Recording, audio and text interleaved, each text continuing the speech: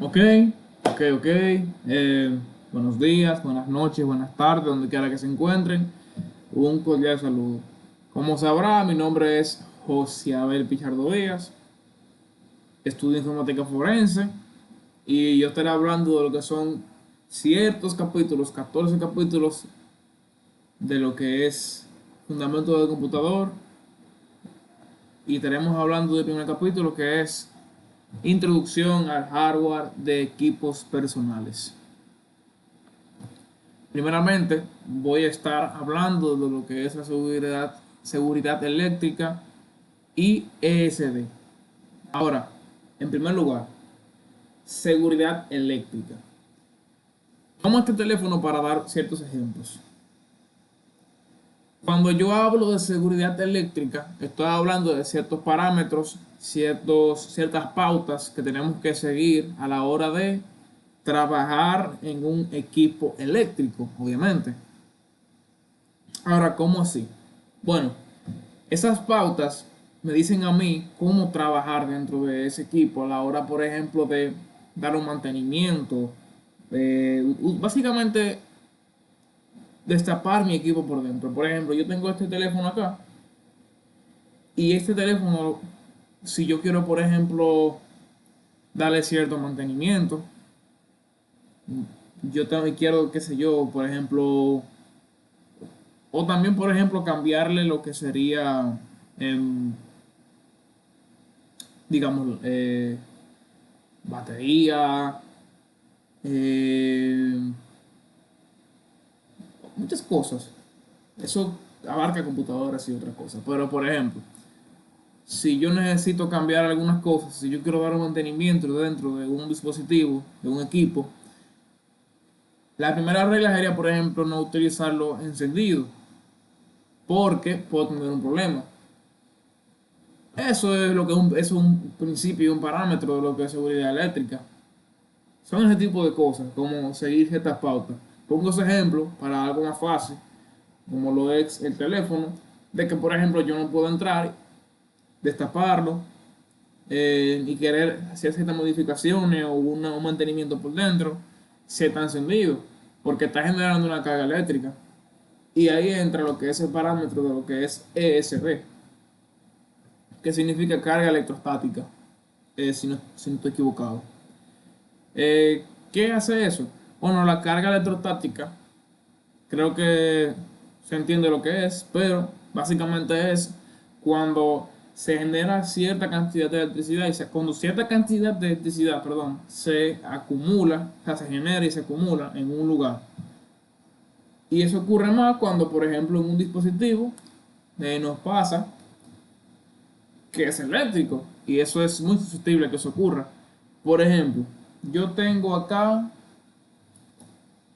digamos, sí, mismo, este corta uñas y tengo este teléfono.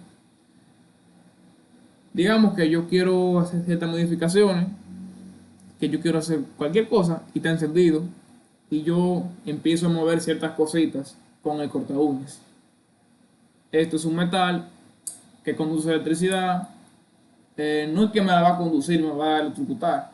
Es que yo sin querer puedo generar lo que es el ESB, una carga electrostática. Puede pasar, no es que va a pasar, pero puede ser muy posible que pase. Y puedo dañar ciertos componentes de mi teléfono o cualquier otro equipo. Es más específicamente en computadora, por ejemplo.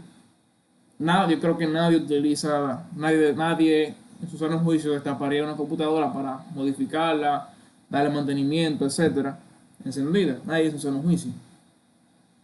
Pero bueno, esos son ejemplos. Como se ve en la imagen, se está generando cierta carga eléctrica. Eso sería un ejemplo de SESB. Básicamente, tú estás como quemando algo dentro de tu computadora. Y si algo se quema dentro de ella, pues tú estás dañándolo. Y bueno, eso sería una parte de lo que es ESD. La mayoría de dispositivos y equipos traen en su manual, pues, parámetros, guías para si tú lo vas a dar mantenimiento. O sea, pues tú no matas tu equipo. sin querer. Porque, por ejemplo, ahí estamos viendo que se está matando algo de las computadoras sin querer. Se va a dañar. Pero básicamente sería eso. O sea, seguridad eléctrica son ciertos parámetros que hay que seguir en una PC. Ah, perdón, en un equipo. Para no dañar nuestro equipo, dándole mantenimiento o cualquier otra cosa que hagamos si estamos destapándolo. Y SD se entendió. Eso es una carga electrostática. Eso es lo mismo que cuando, por ejemplo, nosotros, nunca me ha pasado, pero se entiende que puede pasar, nos frotamos mucho con algo que genera electricidad. Eh, por ejemplo, alfombra, como dicen por ahí, ese tipo de cosas. Hay una carga eléctrica y se puede generar algo. Bueno, cuando tú, por ejemplo, abres una puerta y tú sientes como un corrientazo y tú no entiendes por qué, eso que había en ti una carga eléctrica, una carga electrostática. ¿Cómo se generó? Cualquier cosa, pero eso es un ejemplo. Cuando viene a ver estaba hablando, pero eso sería. Tenemos lo que es la placa base y la CPU. Hablaré de más cosas adelante, pero en primer lugar, ¿qué es placa base? Bueno, la placa base es básicamente, vamos a decir, así como el cuerpo del hardware. O sea, como el cuerpo que conecta los componentes del hardware. Ese mismo cuerpo permite, ¿cómo yo quito esto? Básicamente permite lo que son la comunicación, lo que es la comunicación entre el dispositivo. Mira, la placa base básicamente tiene CPU, memoria RAM, disco duro de almacenamiento y un largo, etcétera. Y todo eso permite la comunicación entre sí.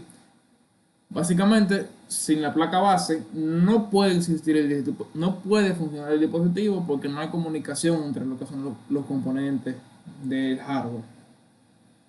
Y la placa base permite eso. Dentro de la placa base y digamos el dispositivo como tal, porque no es la placa base como tal, sino el dispositivo, perdón. Tenemos lo que son sistemas de refrigeración para que no se sobrecaliente el dispositivo. O sea, prácticamente, si yo pongo un ejemplo, una computadora, una consola de videojuegos, un largo, etcétera. Todo eso tiene un sistema de refrigeración, por decirlo así. O sea, que básicamente permite que como que el dispositivo respire y no se sobrecaliente. Todo eso. Ahora, también podemos hablar de lo que tienen que son una fuente de entrada, que permiten la conexión, otra conectividad y un algo, etcétera. Y hablamos también ahora, por ejemplo, de lo que sería CPU. Ahora, ¿qué es CPU? Mucha gente le dice a la CPU como que es como el cerebro de la computadora. Perdón, así. Pero el dispositivo es como el cerebro del dispositivo, del equipo, que se encarga de darle instrucciones a nuestro equipo. Ahora, ¿cómo así? Básicamente eso. La CPU se encarga de darle lo que son las instrucciones a tu dispositivo. Tenemos una larga y amplia cantidad de instrucciones que tiene la CPU, que hace mismo, cuando entonces algo, tú le estás dando las instrucciones a la CPU. Es como vamos a decir lo que sigue ciertos algoritmos. Algoritmos son básicamente pasos. ¿Se entiende así? Pasos. Nada. A continuación estaremos hablando de lo que es el capítulo número 2. Ok, el capítulo 2 habla de cómo armar una computadora. Yo no tengo una computadora que armar en estos momentos realmente. Y bueno, entonces voy a explicar un poco de cómo se hace. Para eso escribí algunas cosas de las cuales las voy a leer. Lo primero es el tema en cuanto a la seguridad. Para nosotros armar una computadora, lo primero que tenemos que hacer es desconectar toda la energía. Y yo había hablado en un capítulo anterior de algo que es llamado lo que es la electricidad estática, que es la ESD. Hay una pulsera que se llama pulsera antiestática. Y eso básicamente para evitar los daños para contra la descarga electrostática. Obviamente, para nosotros necesitamos pues, tener un trabajo, un espacio pues, limpio, organizado y que sigan normas de seguridad contra incendios, que eso es lo que se habla un poco en el capítulo 2. O sea, las normas contra la seguridad contra incendios. Realmente, no creo que vaya a haber un incendio nunca, a menos que pase algo fuertecito. No veo los casos en los que pueda pasar así. Pero básicamente siempre mantener un lugar limpio, un lugar bien.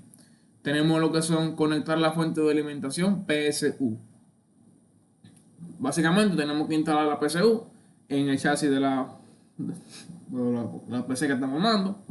Tenemos que conectar el cable de 4 pines y del CPU a la placa base, básicamente. Otro punto sería que tenemos que conectar los cables de alimentación a la tarjeta gráfica y a las unidades de almacenamiento de ser necesario. Otro paso sería, ya después de que lo tenemos así, es instalar la placa base, colocando la placa base, bueno, como dijimos antes, en el chasis, básicamente. Eso es lo mismo un poco en las clases también, en una clase ya presencial.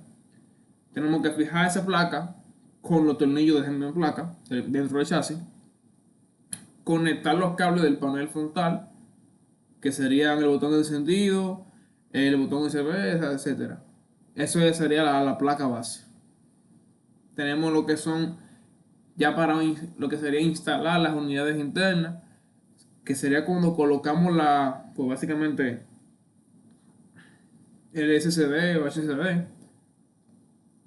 Tenemos ya lo que es ya cuando conectamos lo que son los cables SATA para lo que es el mismo SSD y el HDD, perdón, al cable de la alimentación del PSU.